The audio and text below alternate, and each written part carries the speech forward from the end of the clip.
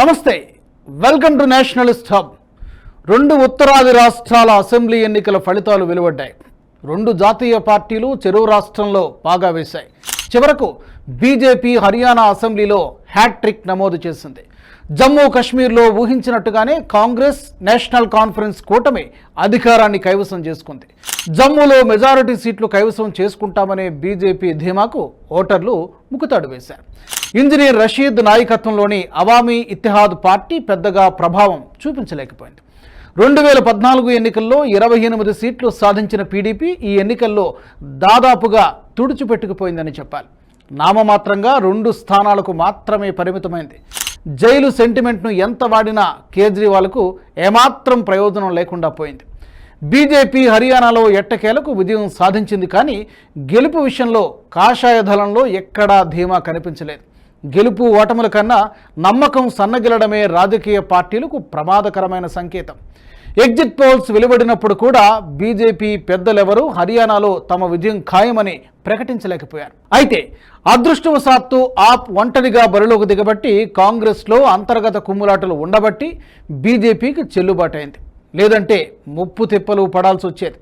Olympics క్రీడా మైదానం నుంచి నేరుగా ఎన్నికల గోదాలోకి దిగిన రెజ్లర్ వినేష్ ఫోగట్ పోటాపోటీగా సాగిన లెక్కింపులో విజయం సాధించింది.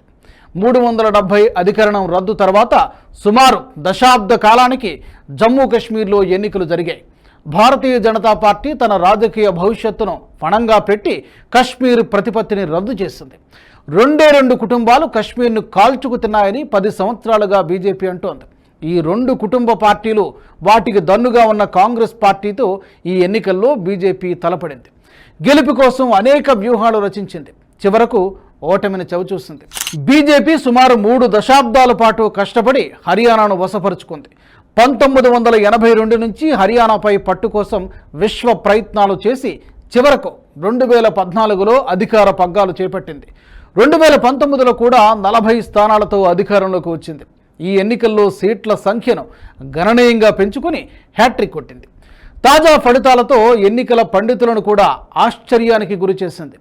కాంగ్రెస్ బీజేపీలు భావజాలపరమైన భిన్నత్వాన్ని కాదు, రాజకీయ ప్రయాణాల్లో కూడా పరస్పర వ్యతిరేక దిశల్లో ప్రయాణం చేస్తున్నాయి. బీజేపీ ఉత్తరాది నుంచి దక్షిణాది వైపు పయనం సాగిస్తూ ఉంటే కాంగ్రెస్ పార్టీ దక్షిణం నుంచి ఉత్తరాదికి వెళుతోంది. బీజేపీ మిషన్ సౌత్లో సత్ఫలితాలను ఇవ్వలేదు, కానీ కాంగ్రెస్ ఉత్తర యాత్ర ఓ మోస్తరుగా పర్వాలేదనిపిస్తోంది. గతంలో గెలిచిన హిమాచల్ ప్రదేశ్కు తోడుగా ఇప్పుడు జమ్మూ కాశ్మీర్ చేరింది. జమ్మూ కాశ్మీర్ ఎన్నికల్లో ప్రజా తీర్పును ఎవరికి అనుకూలమైన రీతిలో వారు వ్యాఖ్యానిస్తున్నారు. బీజేపీ ఓటమి పాలైంది కాబట్టి ప్రతిపత్తి రద్దును కశ్మీర్ ప్రజలు తిరస్కరించారనవచ్చు. ఇది పూర్తిగా అర్ధరహితమైన వాదన. 370 ఆర్టికల్ రద్దు విషయంలో మెజారిటీ జమ్మూ కాశ్మీర్ ప్రజలు అనుకూలంగా ఉన్నట్టు అనేక సందర్భాల్లో వెల్లడైంది. మోదీ ప్రభుత్వం తీసుకున్న 370 ఆర్టికల్ రద్దు నిర్ణయానికి అసెంబ్లీ ఎన్నికలను ప్లెబిసైట్గా తీసుకోవడమే అర్థం లేదు. అసెంబ్లీ ఎన్నికల్లో ఓటర్ల తీర్పుతో ప్రతిపత్తి రద్దు అంశాన్ని ముడిపెట్టాల్సిన అవసరం లేదు. కాకపోతే బీజేపీ విస్తృతంగా వాడిన 2 పార్టీలు 2 కుటుంబాలు అనే నినాదాన్ని మాత్రం కశ్మీర్ ప్రజలు ఒప్పుకోలేదని చెప్పడానికి ప్రతిపక్షాలు ఈ ఎన్నికలను ఆధారంగా తీసుకుంటాయి. ఒమర్ అబ్దుల్లా ముఖ్యమంత్రి బాధ్యతలు చేపట్టిన తర్వాత కేంద్రంపై మరిన్ని విమర్శలు చేస్తూ దేశం దృష్టిని ఆకర్షించే ప్రమాదం కూడా ఉంది. గడిచిన 10 సంవత్సరాల కాలంలో పతనమైపోయిన నేషనల్ కాన్ఫరెన్స్ తిరిగి అధికారం చేపట్టడంతో కేవలం ఆ పార్టీ శ్రేణులే కాదు, అనేక సంస్థలు తిరిగి తమ కార్యకలాపాలు ప్రారంభిస్తాయి. కథ ఇక్కడతో ఆగిపోదు.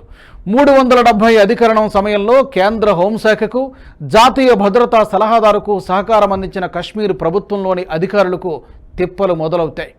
రాష్ట్రాల పరిధిలో పనిచేసే నిఘా విభాగాల పనితీరులో స్తబ్దత వస్తుంది.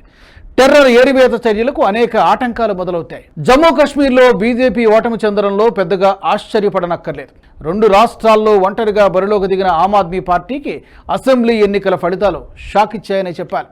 ఇప్పటికే ఢిల్లీ, పంజాబ్లో అధికారంలో ఉన్న ఆప్ తమ పరిధిని విస్తరించుకోవాలని చూసినా ఆశాభంగం తప్పలేదు. మరికొద్ది రోజుల్లో మహారాష్ట్ర, జార్ఖండ్ ఎన్నికలతో పాటు ఫిబ్రవరిలో ఢిల్లీ అసెంబ్లీ ఎన్నికలు ఉండడంతో హర్యానా, జమ్మూ కాశ్మీర్ ఎన్నికల్లో ఎదురైన ఫలితాలు ఆప్ పార్టీకి నిరాశ కలిగించడం సహజమే. పరిస్థితిని ముందే గమనించిన బీజేపీ ముందుగానే జాగ్రత్తలు తీసుకుంది. హర్యానాలో బీజేపీ వరుసగా 2014, 2019 ఎన్నికల్లో విజయం సాధించింది. దీంతో సహజంగానే ప్రజల్లో కొంత ప్రభుత్వ వ్యతిరేకత ఉన్నట్టు బీజేపీకి అర్థమైంది. గ్రామీణ ప్రాంతాల్లోని వ్యతిరేకతను సద్దుమణిగేలా చేయడానికి బీజేపీ ప్రత్యేక వ్యూహాలు రచించింది. ముఖ్యంగా రూరల్ నియోజకవర్గాలపై దృష్టి సారించింది. మొన్నటి లోక్సభ ఎన్నికల్లో గ్రామీణ నియోజకవర్గాల్లో 45 స్థానాల్లో కాంగ్రెస్ పార్టీ గెలిచింది. ఈ నేపథ్యంలోనే బీజేపీ ఆయా ప్రాంతాలపై దృష్టి సారించింది. రాష్ట్రీయ స్వయం సేవక్ ప్రణాళిక ప్రకారం పనిచేసినట్టు తెలుస్తోంది. సెప్టెంబర్ నెల నుంచి RSS rural voter out reach కార్యక్రమాన్ని మొదలుపెట్టింది. జిల్లాకు 150 మంది చొప్పున వాలంటీర్లను పంపించింది. ఈ వాలంటీర్లు ఓటర్లు, మండల కార్యకర్తలతో సమన్వయం చేసుకున్నారు. దీంతో గ్రామీణ ప్రాంతాల్లో బీజేపీ పథకాల అభివృద్ధి, సంక్షేమం గురించి ప్రజల్లోకి తీసుకెళ్లడంలో ఈ వాలంటీర్లది కీలక పాత్రగా చెప్పుకోవాలి. ఇక బలమైన జాట్ సామాజిక వర్గం ఈసారి కొంత బీజేపీకి వ్యతిరేకంగా ఉండే అవకాశం ఉండడంతో కొత్త వ్యూహానికి పదును పెట్టింది.